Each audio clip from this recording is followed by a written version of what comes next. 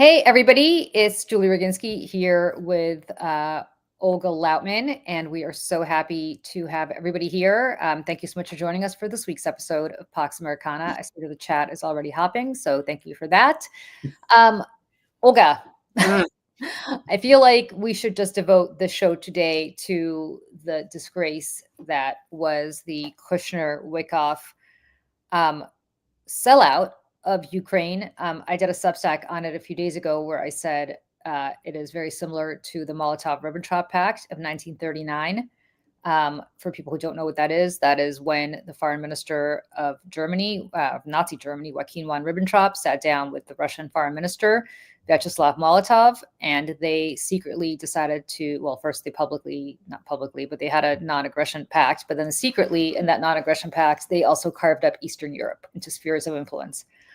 And I know that it is not in fashion to compare anybody to Hitler and to the Nazis, but in this case, I think it's an apt comparison, because what you saw happening in Moscow a few days ago was in some ways even worse than what happened with the Molotov-Ribbentrop Pact. At least there you could make the argument that they were doing this for what they consider to be their national well-being. I don't want to hear from people who are going to argue with me about what that really meant. I get it. They were awful, horrible people. It led to the worst war in human history, and we're not debating that. But in this case, you had Jared Kushner and Steve Witkoff negotiating the sellout of Ukraine, not for what is good for the United States, although the sellout of Ukraine would not be good for the United States no matter who was negotiating it, but what was best for them and their financial interest. And in some ways, that is even worse than if this were being sold to us as something that was good for the United States, because it is only good for their pocketbooks. Well, I know it's kind of a controversial thing to say. Maybe it's not, but I don't know what your thoughts on that are. And if you disagree, let me know. No, it's exactly 100% what happened. Kushner and Witkoff. First of all, just a reminder that, of course, media always seems to forget to, deliver a backdrop. But Kushner was back in Moscow. He was back in Moscow. The media made it seem as if it's like, oh, wow, he just landed in Moscow for the first time. He was there I'm sure he's been there several times since, but in 2015, he was there, dining with Putin's inner circle, Vexelberg, him and Ivanka Trump were both there, dining with Vexelberg, Abramovich, Putin's, one of his closest oligarchs. And he has had financial interest with Russia to begin with. So you have, and he has a very over a decade long relationship with Dmitriev. Yeah.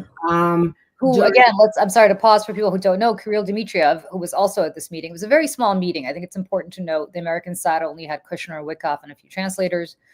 And the Russian side had Putin's, Ushakov, Putin's foreign advisor, and Kirill Dmitriev, who is not officially in the government, other than he runs this Russian sovereign wealth fund, but he's basically Putin's wallet. That is his nickname. That is the guy that, and I mean Putin's wallet, not the Russian government's wallet. No, Putin's personal wallet. So to have a guy who is basically there negotiating on Putin's personal behalf with people who are negotiating on their own and Donald Trump's personal behalf, and by stress personal, over the fate of Ukraine, the biggest, longest war on a European soil still since 1945. What are we doing here? What are we doing here? And why is this not on the front page of every newspaper? Why is this not? This is the biggest foreign policy scandal, I think, in our nation's history. This is the biggest sin that our government has committed since slavery. I don't know how else to put it. This is that serious. We have people doing this for the benefit of their pocketbook and nothing else. They are selling out NATO. They are selling out the Pax Americana. They are selling out a sovereign nation. They are selling out other sovereign nations like Taiwan. They are selling out nuclear disarmament. There is so much that they are doing all to get rich that it boggles the mind that this is not, I mean, I get the Jeffrey Epstein thing, it's important, but why is this not front page 24/7 news everywhere, every day? New York Times, I ask you this, but I interrupted you. Sorry, Olga, go ahead. Not to mention, before I get back to Dmitriev, that Witkoff was advising Putin's advisor, on how to sell the surrender plan to Trump, which again, it's very interesting because it's the degree of separation that Trump is trying to create between him and the Russian government is interesting. But these calls were intercepted. And now just again, because I like to hop around like with scattered thoughts. But to get back to what this is about, Bloomberg about a week ago released transcripts of Witkoff calling Putin's advisor, Ushakov, and basically telling him, now this was 2 days before Zelensky arrived in Washington, and he advised him to tell Putin to set up a call to flatter Trump over his Middle East success, quote unquote, because it's not that, and how to pitch Russia's 28-point plan to Trump in order to make him, basically to sell it to him, to sell to all of us, and to try to shove it down Ukraine's throat. So you have Trump's real estate fixer running around and advising the Russian government on how, say, even if we take this story at face value, because they actually did have transcripts and the call, advising the U.S. president, the Russian government on how to get around the U.S. president. People used to go to jail for this. I mean, I don't understand how that, so this is the pretext before even this visit. Second of all, and then Trump's like, no problem, and rewards him by sending him back to Moscow to continue this. And second of all, I am confident, very confident, that it was Russia who released this transcript. Because people, I saw several like MAGA sycophants, saying, oh, whoever released in the U.S. government should be fired. Then there were people floating that it could have been the Brits who released this transcript, or someone in across Europe, one of the European intelligence agencies. I am beyond confident that this is Russia who released it. This is part of their playbook because, one, they don't want a plan. They created this plan knowing that Ukraine is going to reject it, knowing that Trump really is not going to get anywhere with this plan. But their main focus is to continue their genocidal war. Putin doesn't want to end it. Putin has reconstructed the whole economy on a war economy. He can't end it. If he ends the war tomorrow, I mean, the stagflation and the economy will just really collapse inside of Russia. It's already teetering. Imagine with this. So he doesn't want this. He's sitting and kicking the can down the road like, yeah, how about we have another meeting? Yeah, how about we try this plan, that plan? This is all, dangles for Trump while he continues his genocidal war. And he started this in February. We're in December. We are no closer to anything. And I promise you, next summer, we're going to have the same discussion. We'll be in the same position. So for Russia, this would be strategic. One, to show that Witkoff and Trump are working on behalf of the Russians in order to shove a surrender plan down Ukraine and Europe's throat. And two, to send a nice, thing to Trump message. We have recordings because with Russia, they record everything. Everything. You taking, going to the bathroom is being recorded. So, if they have this recordings, who knows what other recordings they have, particularly with Putin earlier this year instructing every single top, business leader in Russia to come up with the most lucrative and flashy projects to hand to Trump in order to force a Ukrainian surrender and break support for NATO, break support for Ukraine, stop the weapons shipments. So who knows what was caught in those discussions? Because trust me, every time, 6 times Witkoff has been there. Every time he's there and every time he sees the Russians in the Middle East, these discussions are taking place. The Russians are probably one of the better intelligence services they run, and they know how to, put you into compromising conversations without you even realizing what is happening in order to record it and have this as leverage over you. And the final thing I'll say, so you have Kushner and Witkoff showing up in Moscow.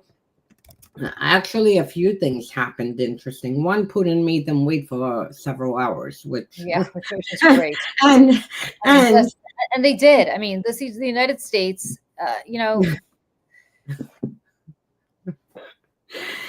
Yeah, he made him wait, and in typical Russian fashion, not only did Putin make him wait, but which really made me scratch my head because I, kept checking the news of the meeting.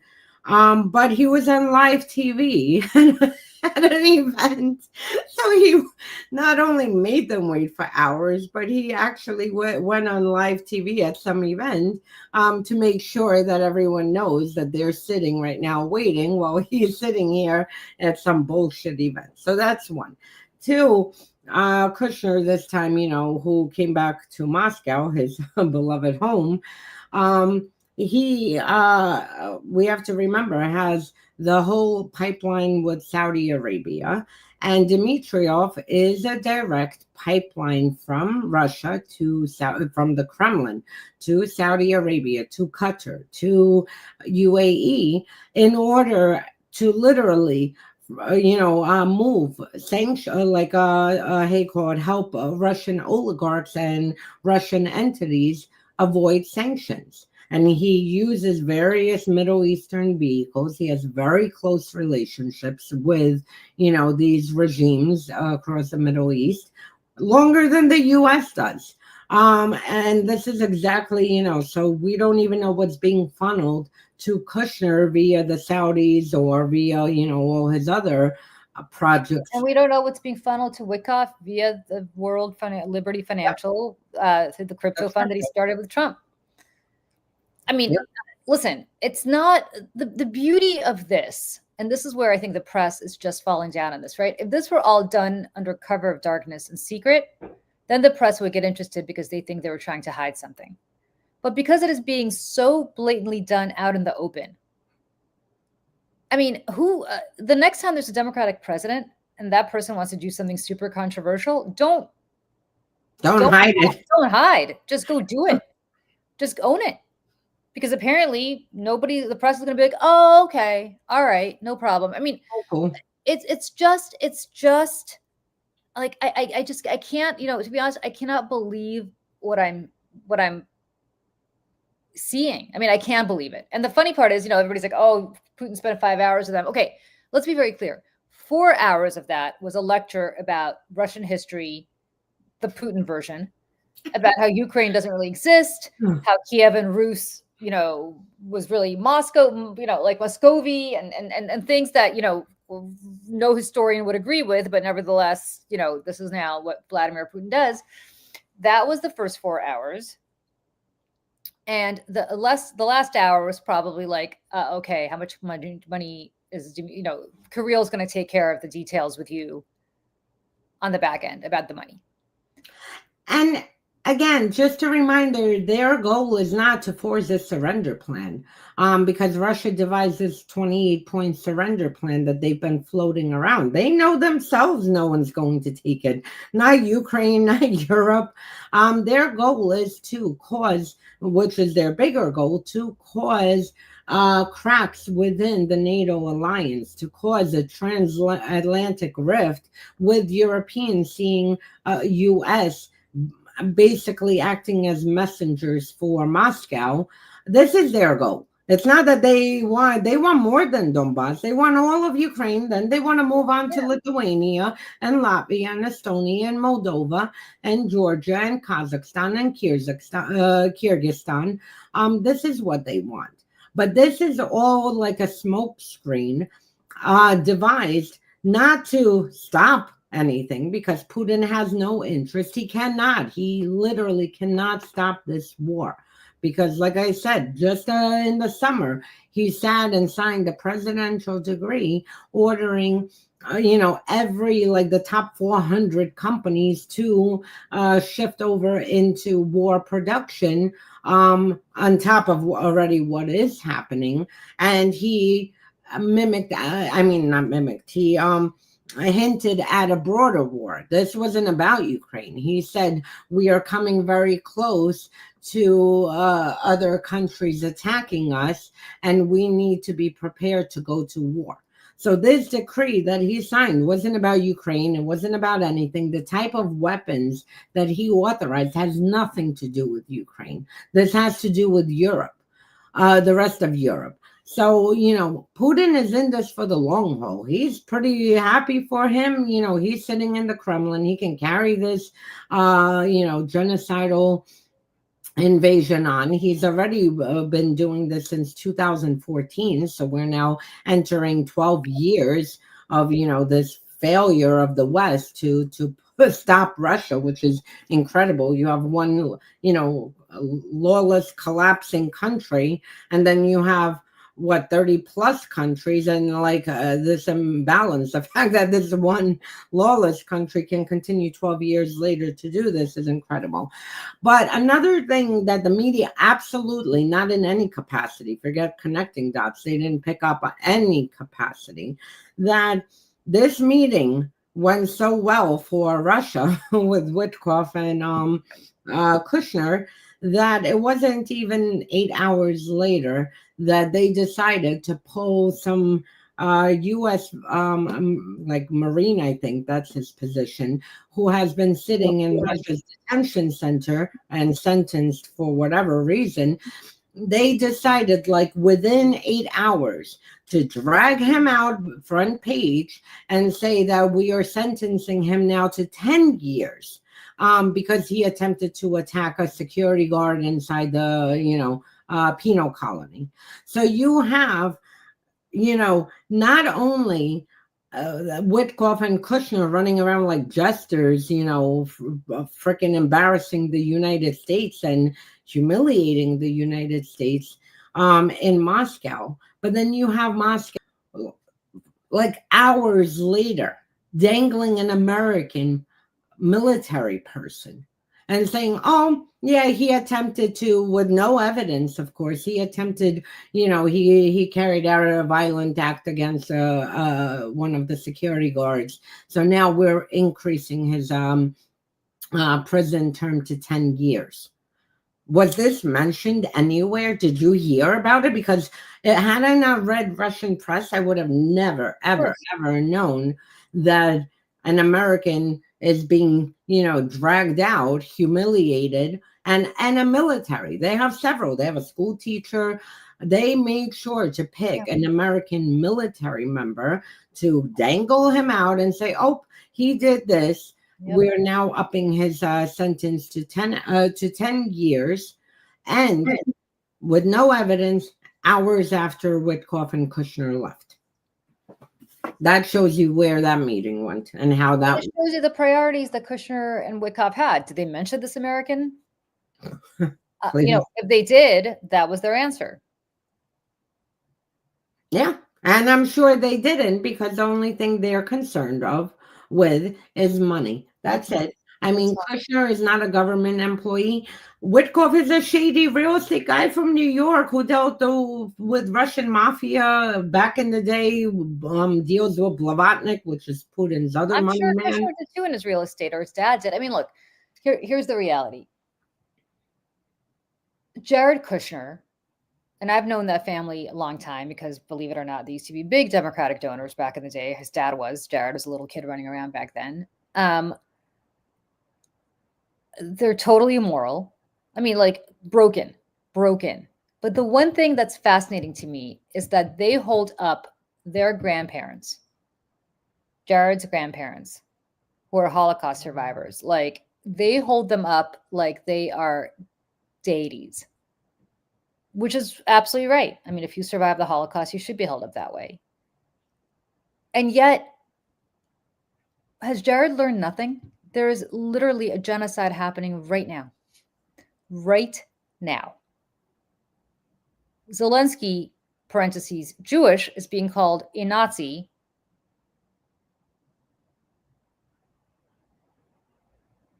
Yep. Right? No. By the Russians. Where's Jared? Nowhere. I mean, it's sick, and there's some sort of psychological. I'm not a psychiatrist. Am I going to pretend to psychoanalyze the situation? But there is a level of brokenness in these people. I mean, how do you put your head down on the pillow at night knowing that you are furthering a genocide for personal financial gain? Like, how much money is enough? Like, Jared Kushner is never going to have to worry about making rent in his life. His great grandchildren are not going to have to worry. How much? But I mean, how much is enough, right? Like, how much is enough here?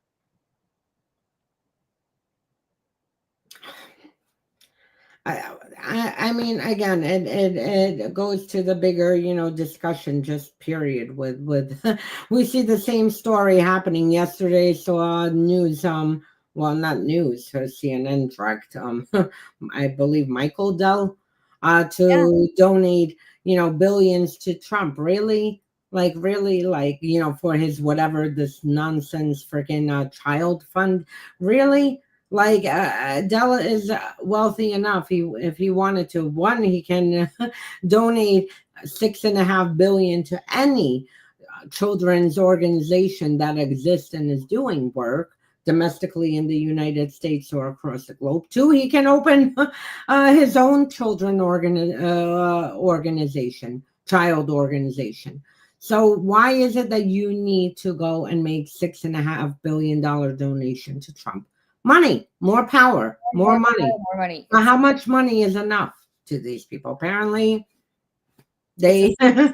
It's a sickness and it's a disease, and it's. I mean, you've got Jared Kushner playing dress up, diplomat dress up. While when he and Ivanka went to Israel and were lauded and cheered for accomplishing this ceasefire. And it's laughable because there was no ceasefire. There was no ceasefire. There was a pretend ceasefire that took place in Sharm el-Sheikh in Egypt, to which neither the Israelis nor the Palestinian or Hamas showed up. But, you had Qatar, and you had the Egyptians, and you had, the Turks, and you had all these people standing there applauding Trump for a ceasefire and Kushner for a ceasefire that actually, check out what's happening. By the way, I know it's off the front pages because the press just follows the Pied Piper off the cliff, but why don't you check out what's happening in Gaza right now? Yeah, and the only thing I will give them credit is to release the rest of the hostages released. That they did. Yeah. And that was an accomplishment. Other than that, but that's not a ceasefire. That's a release. No, absolutely not. That's releasing the hostages. That has nothing to do with a ceasefire. No, so I mean, the whole thing is honestly sickening. And like I said, Ukraine is not going to accept this. Trump and Putin can dream up whatever they want. They could dream up taking Finland and splitting Germany and whatever they want. They're not going to take, these countries have their own objectives, their own priorities, their own national security, their own constitutions. So this is, again, not going anywhere. Trump's Thanksgiving bullshit blew by, after the media making a circus of it. Oh my God. Well, and this drives me nuts. This really, since 2014, this has really been one of my biggest pet peeves, that you have Russia committing the worst atrocities. Kiev was without electricity, for most of the day because of all the strikes on the energy infrastructure, on top of all the strikes on apartment buildings. I mean, you have Russia right now strategically every single night targeting people's homes while they're sleeping. And that's it. I mean, like you really have to be morally bankrupt and have some kind of dysfunction in your brain, to say, let's go after sleeping kids. But this is what they're doing, you know. And the media, instead of ever reporting on these things, they report on it for a bit, then they disappear. And, the only reason Ukraine was back in the news was because of this Kremlin drafted, smoke screen of a plan.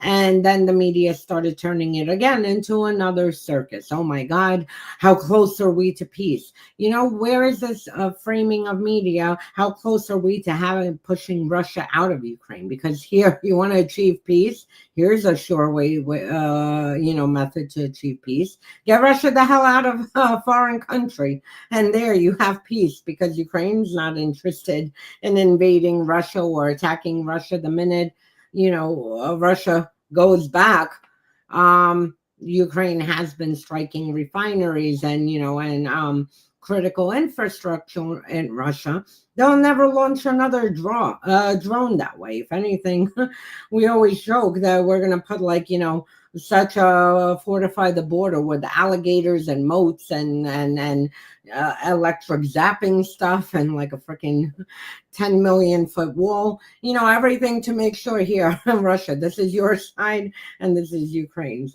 But the media, brought it back and made Trump's Thanksgiving demands as if that's it, like the whole world is going to stop and that's it. Oh, Trump said Thanksgiving and that's it. Ukraine either lay down and surrender, or just you have to, go against the United States. We're already in December. Nothing happened. Trump moved on.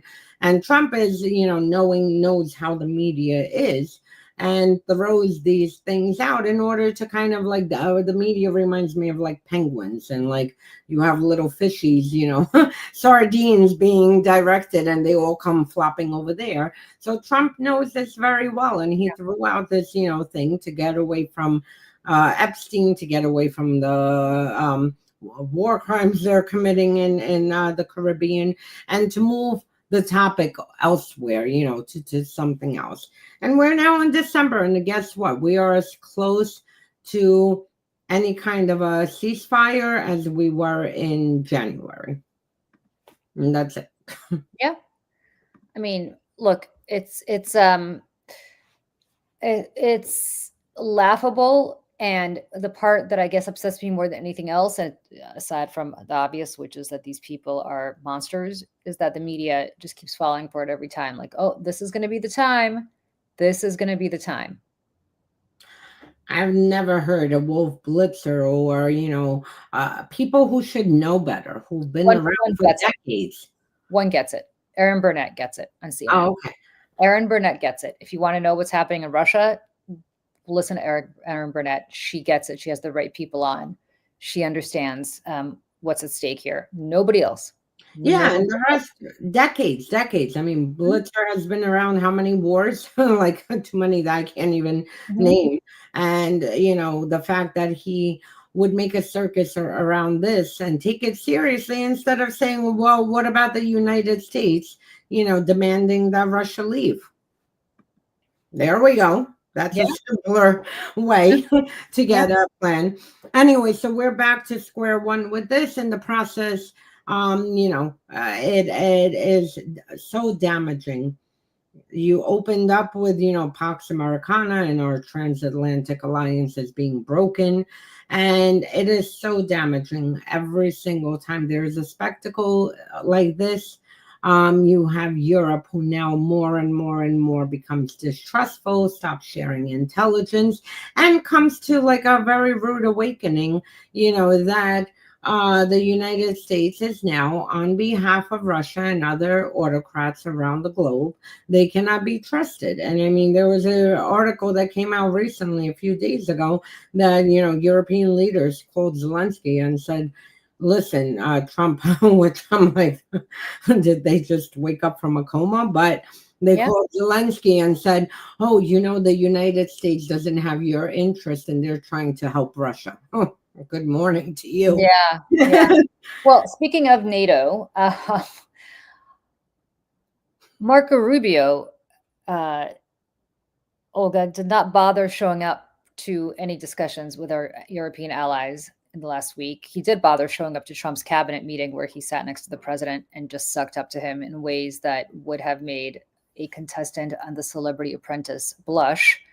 But why don't we talk a little bit about what the United States is doing to NATO, which frankly is giving the middle finger to the greatest alliance in the nation, in the history of not only the nation, but of the world.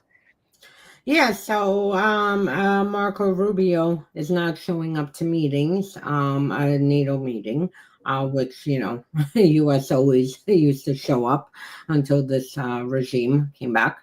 And at the same time, he sent one of his advisors, and forgive me because I read so many names. I'm good with the Russian names. Then when it comes to the American, like people in Trump's cabinet, unless it's a Rubio, but it's someone who's a deputy in the State Department, or one of the top people under Rubio. He sent him. And this is an anti-NATO person who basically has been saying that, we need to, basically break apart NATO. So this is who he picked as a replacement to show up. And not only that, yesterday, this person, and I'm going to pull it up. He said his name is Christopher Landau, his deputy. Thank you. Yeah. So yesterday, he also started railing at NATO over them pulling back on defense purchases from the United States. Well, guess what, my friends? What are we doing here when we're sucking up to the very government that NATO was created to oppose? And 1 minute we are providing weapons, next minute we're threatening to cut weapons. I think that sends a signal to the German and French defense companies, like, we better ramp up and make sure that we produce enough weapons to secure European security, because we can now rely on the United States that they promise these weapons, or that we buy weapons from them, and then Trump wakes up in a bad mood, and then, or has a phone call with Putin who says, nope, I don't want these 35s in Europe. Okay. And then calls headset, hey, cancel that order. So, Europe cannot defend their security like this. It's a big continent. They need to make sure that they have, enough weapons to defend their continent, and they need to increase it themselves. So yeah, and I just want to talk about what Landau, the Deputy Secretary of State, said about NATO. Back in June, he posted on X, quote, NATO is still a solution in search of a problem. Now, he claimed he deleted it very quickly.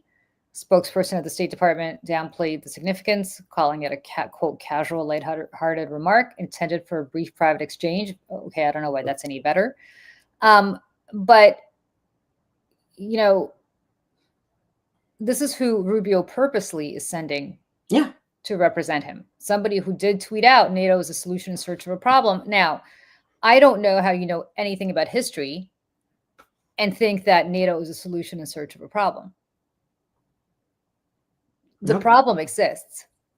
Its name is the Russian Federation. Before that, its name was the Soviet Union when NATO was created. And the solution is that we all band together in the West with our shared ideals of democracy, sovereignty, and freedom. And we defend collectively anybody who would aggress against us based on those values, which is exactly what NATO did after 9/11. Now, I don't know how old Christopher Landau is. I don't know if he wasn't around for 9/11, which would make him 25 years old. But I suspect he's a little older than that, which means that he must have remembered when we, the United States, invoked Article 5 in the only time in NATO's history, and every member of NATO collectively came to our defense and sent troops to Afghanistan, even people who had no business being there. And died for the United States. They weren't attacked. We were. Yep. So there's your problem. And there's your solution. And this is who this president and this Secretary of State have decided that they're going to send to the most important alliance that this nation has ever seen to represent the United States before our NATO allies. Yep. And then they're upset that NATO is looking to their own defense industries, the NATO member countries, and not buying from us. Well, do you trust us at this point to buy from us? Do you trust us to share intelligence? Do you trust us to support Article 5 in case one of them gets attacked? If you are the president of Poland right now, or the leaders of Latvia, Lithuania, Estonia, Finland, all NATO countries, do you think that the United States is going to come to your defense when and if you are attacked by the only country that has attacked you since 1945? That would be the Soviet Union, which now is the Russian Federation.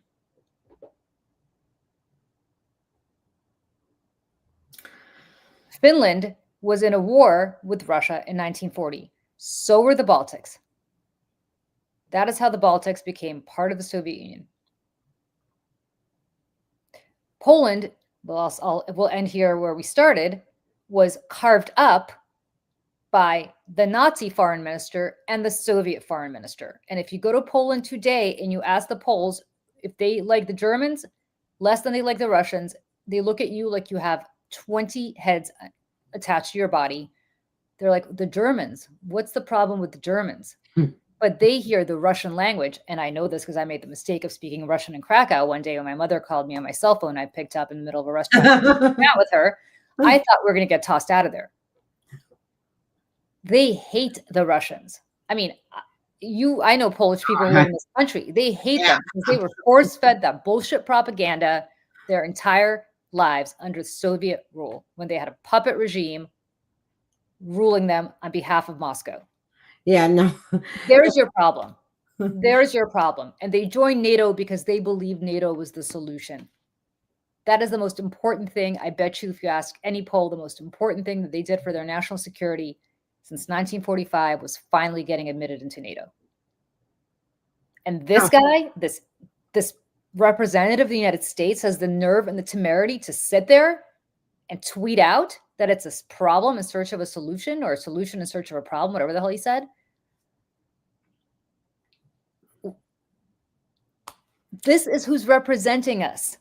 And where, I mean, I'm sorry, I can pull up the New York Times and share it right now, but the point is, none of this is on the front page. None of this is on the front page. We're paying for this. We are all paying for his salary. We're paying for Rubio's salary. We're paying for all of this. All of this. Americans are paying for all these vile, despicable, horrifying, endangering to our national security policies via their taxes. So we're being forced to pay for this regime that is putting a wrecking ball to everything that America stood for. It's horrible. Hey, I just pulled up the New York Times, and here's what on their front page. It's a podcast with Ross Douthat, their columnist. The shifting politics of transgender rights. What? I'm sorry to curse. Are you fucking kidding me? Are we still doing this? What have we just spent 40 minutes talking about? What have we just spent 40 minutes talking about? And we're talking about that's on the front page, the shifting politics of transgender rights. Wake up, A.G. Sulzberger. Wake up. Well, I mean, New York Times has a history of covering up for monsters. They did for Stalin. They covered up for Russia's genocide against Ukrainians, said that nothing was happening there. So they have a history. Before we go, I want to spend a few minutes closer to home, literally closer to home, in the White House. And this is something troubling, and I want to sit down and write about this. So the White House, again, with our tax money, launched, their propaganda White House website. You go to whitehouse.gov. It's like, really, it's propaganda. It looks like RT or Taz or the Novosti or any of those. But they just launched a bias meter. And basically this is to go after press, and this is to, report on the Washington Post and New York Times and CNN and every mainstream media outlet, ProPublica, NPR, whoever is reporting anything on this regime, to put them on this with the journalists, with the article, and to call them and single them out. One, as someone, Julie and I are beyond familiar with, not only Soviet but Russian propaganda, and how their media and information, space is designed. This is something that's extremely troubling because, one, they did this White House, basically, I'm telling you, it looks like Breitbart, like, even TV, it looks like Breitbart, whatever. Now they launched this. And then after they launched this, yesterday news came out that they are launching a tip line. So now if you see any article, like for instance, Hexeth may have committed war crimes or murder, depending, whichever is weighed legally, because we're technically not in a war, then it would have been murder. If we are in a war, then war crimes. Let's cut to the chase. It's murder, but go ahead. Yeah. So, it was Washington Post who broke this. And, American people would never have a clue of what was happening. And the fact that, the defense secretary and potentially an admiral committed war crimes by doing a double tap strike, which, who is the only country that does double tap strikes? This is Russia.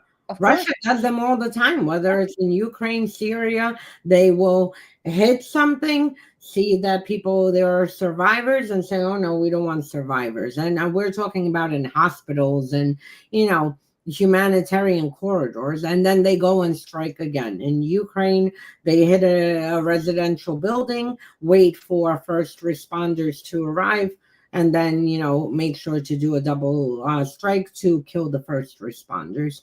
Now, this is what the United States is doing. We wouldn't know if it wasn't the Washington Post who broke this story that's serious enough that you have freaking Republican senators and Congress people, a handful of them, that are sounding the alarm that potentially there may be war crimes and calling for investigations.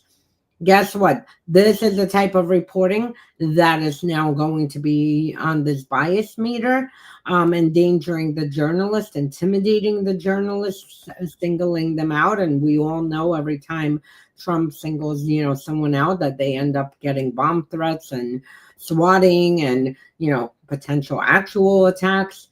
So, I mean, this, this, what they're doing is extremely dangerous, and we're very much headed, at least in the information space, towards a Russian style information ecosphere. Yeah. I mean, listen, we're at a point here now. I just want people to understand. Olga, I don't know about you, Olga. I think you're on this list also. I've always said it's a point of pride for me that I was and continue to be on a list of Americans who's banned from setting foot in Russia. I actually was never put on the list. Oh, you're never put. Well, then enjoy summer. I got put on a traitor list by the person who murdered what's his name? Oh my God, Alexander Litvinenko with polonium. Oh, okay. He put out a list of traitors and put me on a different Okay. list. If you're not on this list, I guess you could enjoy summer on the Volga in my place. But anyway, I got put on this list, and the way I found out I was put on this list was I saw this list being released. I start looking at the list, and I'm like, Joe Biden, okay, this makes sense. Lloyd Austin, the Secretary of Defense, this makes sense. And then we get somewhere to like down the list and I'm like, Julie Roginski. I'm like, wait, what?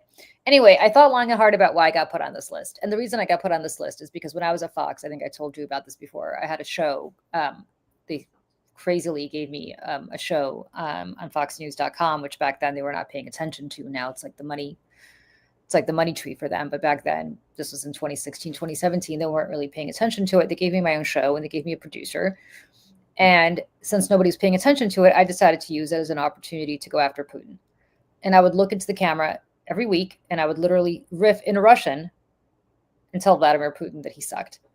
And it was great because Fox never kind of paid attention. Nobody ever paid attention to it, but the Russians paid attention to it. And they started calling Fox and they started complaining that I was a Russophobe, which is hilarious considering that I am Russian. They started complaining nonstop on Twitter. And anyway, it became a big deal. Anyway, I then end up on this banned list and I don't really care because that's not like I was planning on going to Russia while Vladimir Putin was around anyway. But I say this to say that it is it's not a big leap. It's a one tiny little step from what you say publicly as a member of the media and being put on a list. And that list is what the White House now has. Now, if I were to set foot in Russia today, I would be immediately arrested and I presume tried for violating a travel ban and sent to the gulag probably for the rest of my life. And we're getting there, my friends. I just want to be very clear. We are getting there. And that's what's I just want to be clear. That's what's happening with this list. It starts with lists. Mm-hmm. It doesn't end with lists. No. Mm-hmm. My parents were on the list. Yeah, of course, Oliver. Yeah. And on the flip side, so I'm not on the sanctions and travel ban list of Russia's, which they built out a nice, interesting to see how many they add and who they add. But about a year or so ago, what is his name? Lugavoy, who was responsible. He was an FSB agent who, in I believe 2004, went to Britain and is the one who was responsible for giving Litvinenko polonium in his tea, and that was the first, state-sanctioned murder that we saw live happening outside of Russia.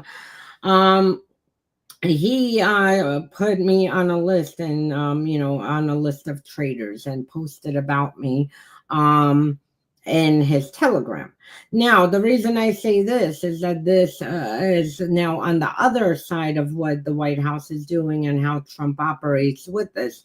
So he posted me on that. At the same time, you had Malofeyev's rag, Tsargrad, and another unknown Russian, rag outlet that's probably controlled by FSB, put me in an article about the pilot who was assassinated. And the article started out that this pilot who defected to Ukraine, a Russian pilot, then made his way, Ukrainians gave him a new identity, made his way to Spain. He was assassinated by the Russians. They found out who he was, his new identity, tracked him down.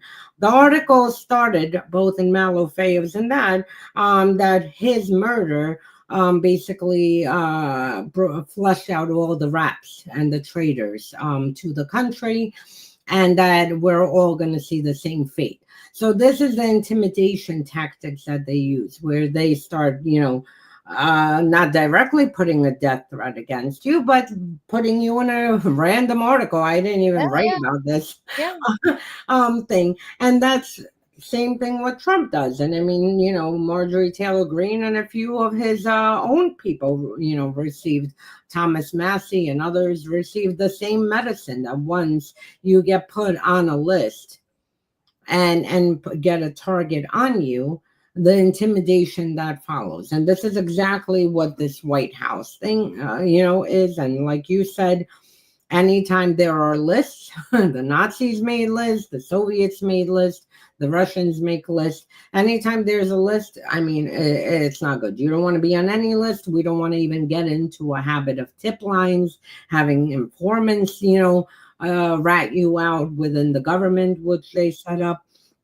or these bias meters, and any, this is all unhealthy, undemocratic, un-American. This is very, very, like, we're crawling into Russia's territory. Yeah, absolutely. All right, Olga. Couple of housekeeping notes. Olga's birthday is next week. Happy birthday, Olga. We're not going to ask how old, but still younger than me. 20, However, 21. 21 forever. Forever. 21. Oh God, I would not want to be 21 again. I don't know about you. I'm very happy. No, actually, very, very happy not being 21 anymore. But anyway, so Olga is traveling.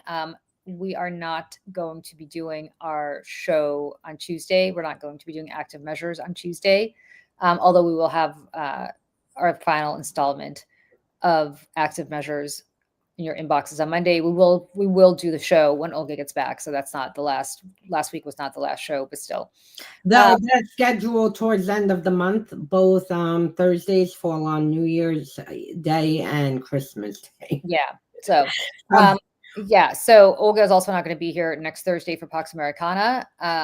So we will be skipping next week. We will be back on the 18th, and then not again until New Year's or after New Year's, just because, as Olga pointed out, both Christmas and New Year's are on Thursdays. And, I don't know if you want to spend your Christmas with us. I hope you have other things to do, or at least some happier shows to watch other than us complaining about how much the United States government is selling us out to the Russian Federation. So have a wonderful week, and we will see you a week from this coming Tuesday. I will be here tomorrow on May Day at 8 a.m. with Michelle Kinney, but for Olga and me, we're signing off until not in this week, but the week after, the week of the 15th. So we'll see you back here on the 16th. And thank you to everyone for, oh my God, my birthday started today. I'm excited. Birthday week. All right. Have a wonderful, wonderful trip, Olga. Happy birthday. We love you. Thank you. Thank you. Thank you. And thank everybody you. else. See everyone in 2 weeks. We'll see you in 2 weeks. Bye, everybody. Bye, everyone. Bye.